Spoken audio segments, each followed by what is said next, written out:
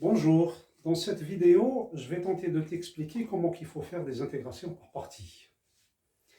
Et pour ça, il y a une formule que tu dois savoir, parce que c'est important.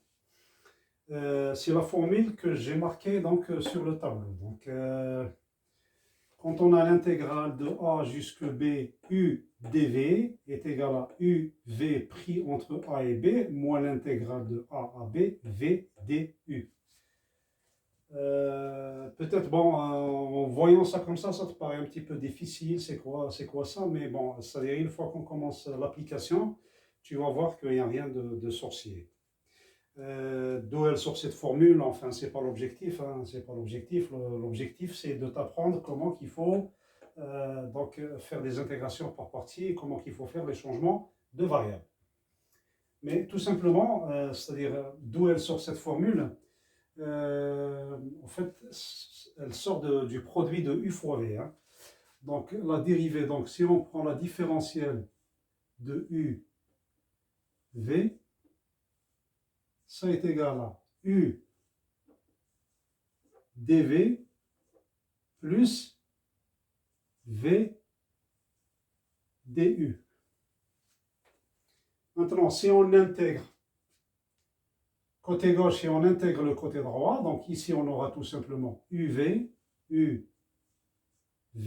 qui est égal à l'intégrale de U dV plus l'intégrale de V du. Et qu'est-ce qu'on a nous? Donc on a U dV, donc on va isoler ça. À quoi est égal ça? Cette intégrale qui est là. Cette intégrale qui est là, elle est tout simplement égale, donc l'intégrale de U dV,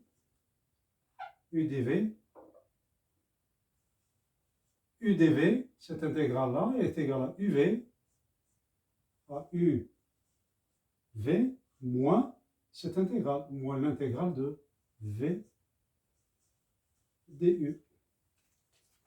Voilà la démonstration tout simplement. Mais enfin, c'était juste, juste pour te montrer un petit peu d'où elle sort cette formule, quoi, hein. Voilà. Donc c'est une formule qu'il faut connaître par cœur, parce que sans ça, on ne peut pas intégrer, hein. Donc voilà. Revenons à nos moutons. Ils nous disent, voilà, soit l'intégrale k est égale à l'intégrale de 1 jusqu'à e, x carré ln de x dx. Montrer que k est égal à n neuvième facteur de 2e puissance 3 plus 1. Ça veut dire quoi? Ça veut dire une fois qu'on aura calculé la valeur de cette intégrale-là, c'est ce qu'on va trouver. On va trouver n neuvième facteur de 2e puissance 3 plus 1. D'accord? Voilà, donc sans trop tarder, voilà, allons-y. Donc je reprends l'intégrale qui est là. Donc on a l'intégrale de 1 jusqu'à e, x carré, ln de x, dx. On va faire donc maintenant ce qu'on appelle un changement de variable. Je te l'accorde, c'est pas toujours trivial, c'est pas toujours évident de faire le changement de variable, mais après par la suite c'est l'instinct, on sent les choses et ça va venir un petit peu avec l'expérience. C'est-à-dire quand on travaille beaucoup après, voilà, c'est des choses qui viennent comme ça. Donc maintenant, si je pose par exemple ln de x est égal à u, et le reste, x carré dx, c'est dv. Donc ça, c'est dv. dv. J'ai posé ça est égal à dv. Pourquoi je cherche à avoir cette forme-là? U dv. U dv. ln de x égale u, et x carré dx, c'est dv. On vient de faire ce qu'on appelle un changement de variable. Donc voilà. Voilà, maintenant, on va faire le changement de variable. On a dit que U, on a posé U, est égal à ln de x. On dérive, ça veut dire que du égale 1 sur x, 1 sur x dx. Ah, c'est la dérivée du ln. Hein. 1 sur x, c'est la dérivée de ln de x. Hein. Le deuxième changement de variable qu'on a fait, on a dit que on a posé x carré dx est égal à dv. C'est-à-dire je cherche à avoir cette forme-là. U dv. Donc maintenant, qu'est-ce qu'on cherche ici? On cherche le v. Pour avoir le v, on va faire quoi? Donc il suffit juste d'intégrer. Donc intégrer par là. Intégrer par là et intégrer par là. Et j'aurai quoi? J'aurai tout simplement une primitive de x carré, c'est x cube. C'est x cube sur 3. Une primitive de v, dv, l'intégrale de dv, c'est v. Est égal à v. Voilà. Donc j'ai v qui est égal à x cube sur 3. Donc j'ai tout. Maintenant, je suis tout content parce que j'ai eu, j'ai le du, j'ai le v, j'ai ce qu'il faut pour pouvoir remplacer dans la formule qui est là. Et après, donc ça coule comme de l'eau dans une conduite. Hein. Après, ça va seul. Hein.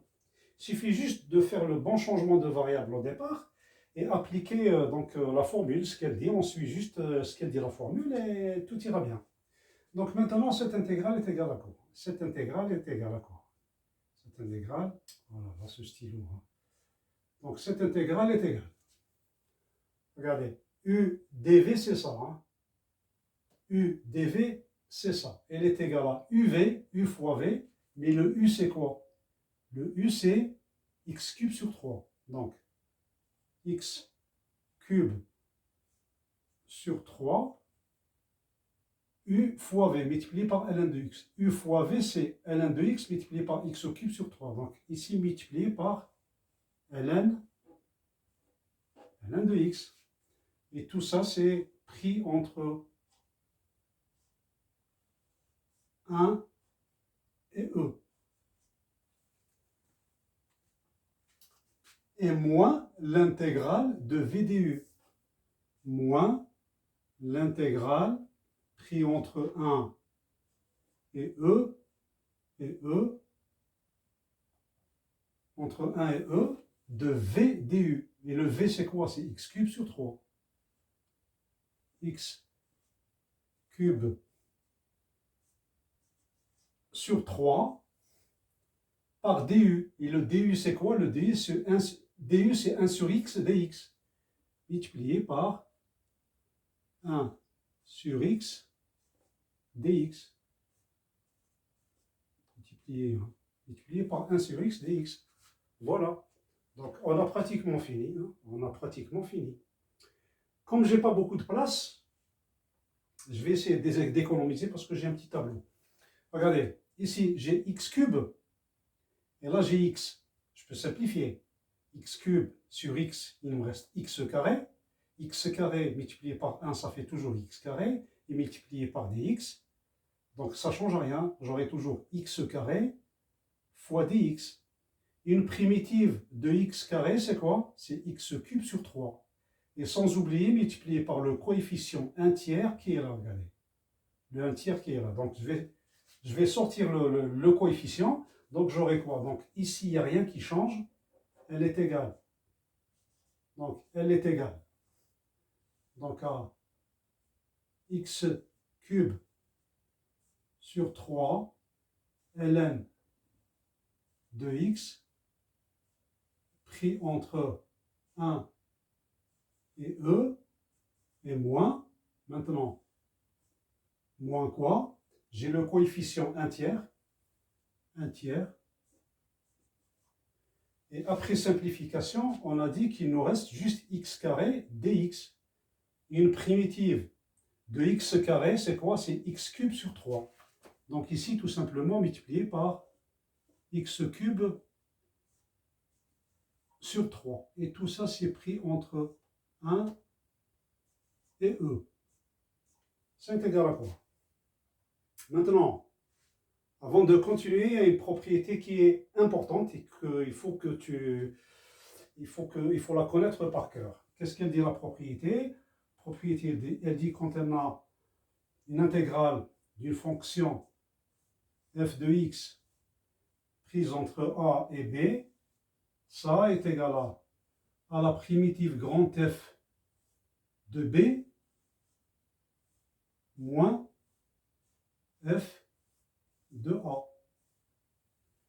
La borne supérieure moins la borne inférieure. Ça, c'est la primitive. Hein. Donc, c'est ce qu'on va appliquer maintenant ici. Enfin, c'est juste un rappel. Hein. Donc, c'est important de connaître ça. Hein. Voilà. Maintenant, à quoi elle est égale cette intégrale? Donc, elle est égale, regardez, maintenant le x qui est là, je vais le remplacer par e. D'accord? On commence par la borne supérieure et après la borne inférieure. Donc, le x qui est là, je le remplace par le e. J'aurai tout simplement quoi? J'aurai e puissance 3 sur 3, e puissance 3, voilà.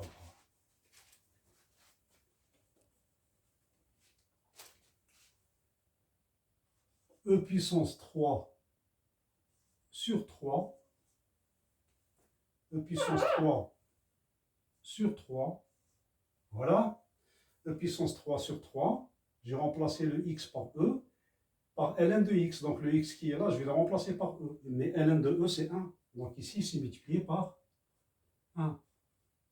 Donc on a fini avec la première borne et il nous reste la deuxième borne, et moins, rappelez-vous de la propriété, donc on avait f de b moins f de a, donc moins, maintenant le 1 qui est là, je le remplace ici. 1 au cube, ça fait 1, il me reste 1 tiers. Donc moins 1 tiers, 1 tiers. Et le x qui est là, je le remplace par 1. Donc ln de 1, mais ln de 1 c'est 0, d'accord?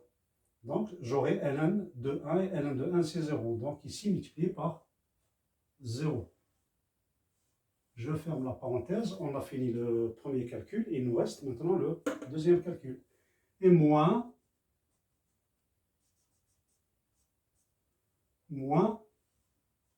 quoi? De la même façon, le x qui est là, je vais remplacer x par e. Donc j'aurai 1 tiers de quoi? De e puissance 3 sur 3. Donc on a fini avec la première borne. Maintenant moins quoi? Moins 1 tiers. Maintenant le x qui est là, je le remplace par 1. Donc 1 au cube, ça fait 1. Donc multiplié par 1 tiers. Parce que 1 au cube, c'est 1. Donc ça ne change rien. Multiplié par 1 tiers. Multiplié par 1 tiers. Et voilà, donc maintenant il suffit juste de faire les calculs. Ici c'est moi. Hein. C'est moi. Voilà, ce stylo. Hein. C'est moi. Voilà. Donc maintenant, tout ça est égal à quoi? Donc la première parenthèse, qu'est-ce qu'elle me donne? C'est e puissance 3 sur 3 multiplié par 1. Donc ça reste e puissance 3. E puissance 3 sur 3. Moins 1 tiers fois 0, donc c'est 0. Donc il me reste e puissance 3. Et moins e puissance 3, moins quoi? Moins la deuxième parenthèse, ici, là. E puissance 3, 1 tiers multiplié par e puissance 3 sur 3. Donc j'aurai une fois e puissance 3, c'est e puissance 3. Et 3 fois 3, 9. Donc j'aurai ici moins e puissance 3 sur 9. E puissance 3 sur 9, moins 1 tiers fois 1 tiers, ça fait moins 1 neuvième. 1 neuvième. Et tout ça est égal à quoi? Tout ça est égal. Donc ici, j'ai e puissance 3. E puissance 3, E puissance 3 sur 3, E puissance 3 sur 3, oh là, E puissance 3 sur 3, E puissance 3 sur 3, moins E puissance 3 sur 9, moins E puissance 3 sur 9, et je tire la parenthèse, moins par moins ça fait plus, et plus 1 neuvième, plus 1 neuvième. Maintenant, je vais réduire en même dénominateur, parce que ici, regardez, on a 3, ici on a 9, donc je vais travailler un petit peu cette expression. Il va falloir que je multiplie par 3 ici. Hein. Donc ici, j'aurai quoi? Si je multiplie par 3, j'aurai, tout ça est égal à 3. Tout ça est égal à 3E puissance 3 puissance 3 sur 9 moins E puissance 3 sur 9 moins E puissance 3 sur 9 plus 1 neuvième plus 1 neuvième. Et c'est égal à quoi? Regardez, on a 3E puissance 3 moins E puissance 3. Ça veut dire qu'il nous reste 2E puissance 3. 2E puissance 3 divisé par 9 et plus 1 neuvième plus 1 sur 9 plus 1 sur 9 1 neuvième. Maintenant, si on met 1 neuvième en facteur, tout ça est égal à quoi? Donc 1 neuvième, 1 sur 9, facteur de quoi? Facteur de 2E puissance 3 plus 1.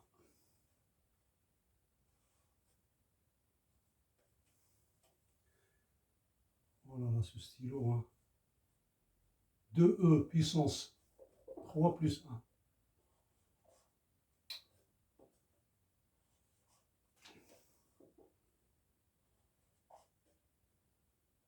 Voilà, c'est mon stylo qui joue des détours. Oh là là là là. Voilà. Ici le résultat final. Plus 1. Voilà, cette séquence est terminée. Je te dis au revoir et puis à la prochaine vidéo. Merci, au revoir.